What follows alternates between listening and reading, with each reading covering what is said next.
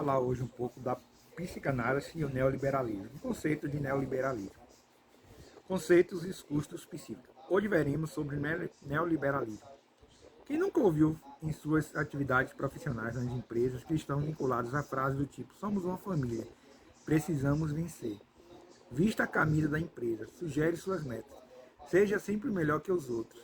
Lute para ser promovido ou o cuidado para não ser demitido.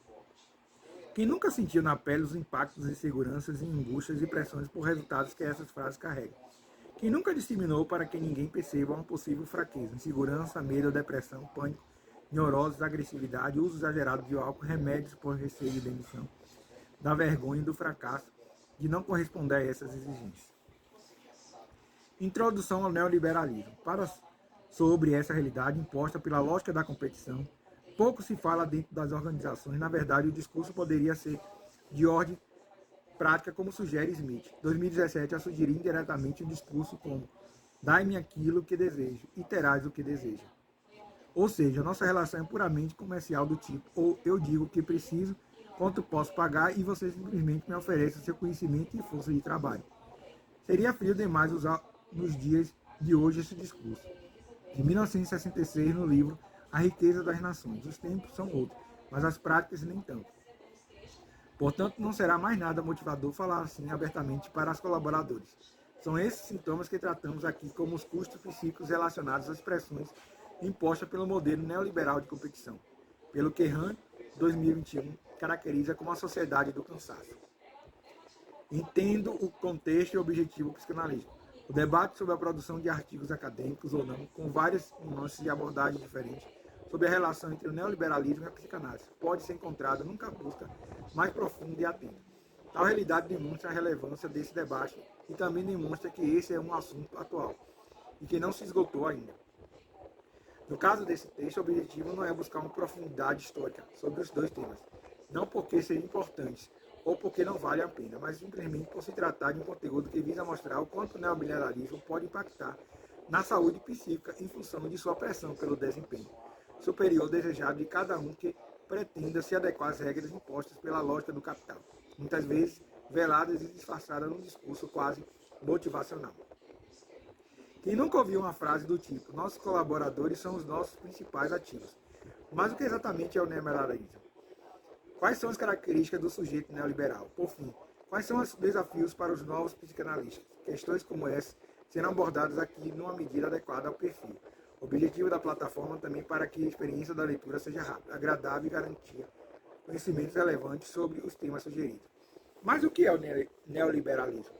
Muitos leitores, ao verem a palavra neoliberalismo estampada no título de um texto, logo imaginam se tratar de política e economia, como se o tema não se relacionasse com tantas outras áreas do conhecimento, incluindo a psicanálise, que é o nosso objeto de estudo. Carregamos alguns padrões de consumo que estão entre os elementos que fazem parte da razão de ser do neoliberalismo. O problema é que muitas vezes nem percebemos essa influência. Talvez seja bastante evidente nas clínicas que nem todos estão conseguindo conviver com as demandas do mundo competitivo.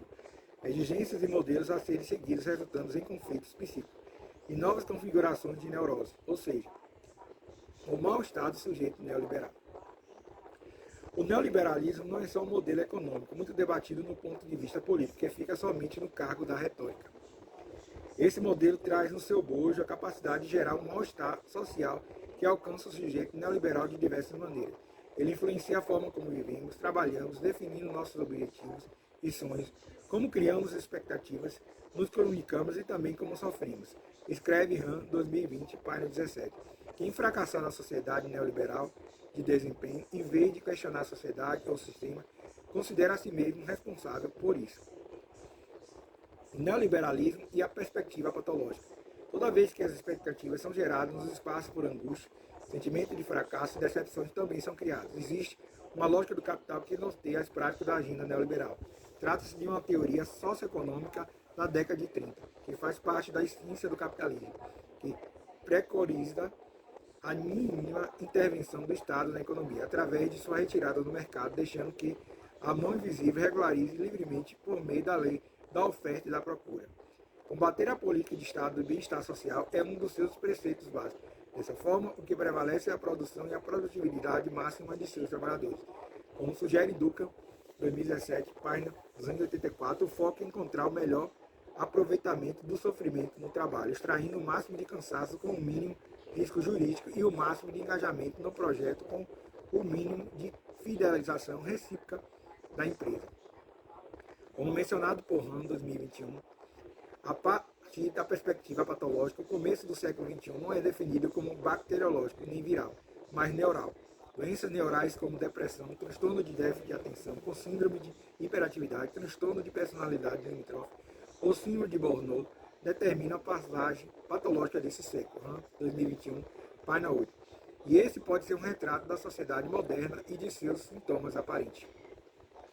O sujeito neoliberal. Mas antes de tudo, vale identificar as características de que chamamos de sujeito neoliberal. Mas para tal compreensão, é necessário abrir uma lacuna para melhor compreender o neoliberalismo e seus impactos globais na vida desse sujeito. Para Datott e Laval, a concepção vê a sociedade como uma empresa constituída de empresas necessita de uma nova norma subjetiva, que não é mais exatamente aquela do sujeito produtivo das sociedades industriais. Para os autores, esse homem neoliberal é competitivo, totalmente imerso na competição mundial. Autores ainda chamam atenção para o fato de que o neoliberalismo, a liberdade dos sujeitos econômicos, pressupõe, em primeiro lugar, a segurança dos contratos e a busca de um quadro de estabilidade econômica, evitando oscilações que levem os atores desse cenário à insegurança e imprevisibilidade do que pode vir a acontecer. Em qualquer momento, para Han, o sujeito de hoje é voltado narcisicamente para o desempenho superior. Está em busca de um sucesso permanente. Existe nesse contexto, ainda que nem sempre explícito, dois lados de uma mesma moeda. Alcançar resultados que confirmem esse desempenho superior, busca por satisfação de reforço da vaidade e do sentimento de superioridade. Mas quando isso não acontece, o outro lado dessa mesma moeda abre espaço para um sentimento de luto narcísico, já que parece que uma parte de si foi arrancada ou que é incompleta, e é libido e toda redirecionada para o eu. Nesses casos, encarar o mundo, em especial o universo profissional, torna-se complexo, chegando a causar até um sentimento de vergonha em determinadas pessoas. Custos psíquicos. Esse estado quase depressivo faz com que o sujeito piore ou desenvolva novas afecções.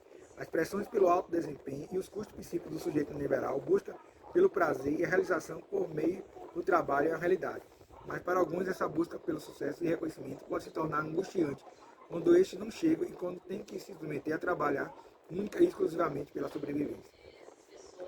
Os meios de comunicação contribuem com esse sentimento de frustração quando apresentam, por meio da publicidade, os modelos ideais de felicidade, prazer e trabalho, sucesso gerando um conflito psíquico e uma distância cada vez maior entre o que se tem e o que gostaria de ser e de ter. A sociedade do século XXI não é mais a sociedade disciplinar, mas a sociedade do desempenho. 2021, página 24. Para o autor, a sociedade do desempenho produz depressivos e fracassados. Logicamente, a ideia do fracassado depende do ponto de vista de outras pesquisas e avaliações.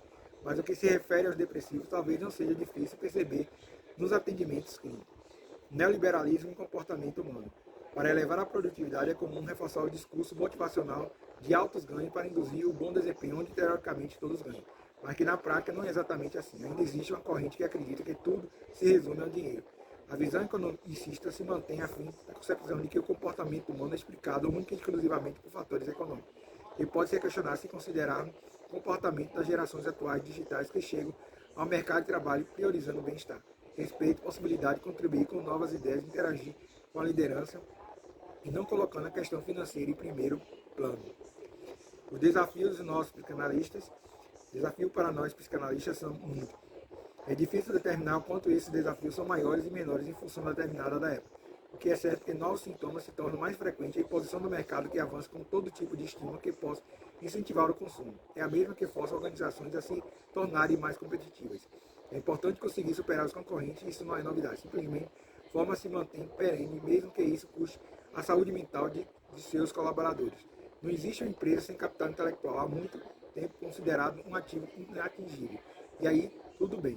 Mas essas mesmas organizações, para se manterem à frente de seus segmentos, precisam contar com seus quadros, com pessoas que, na visão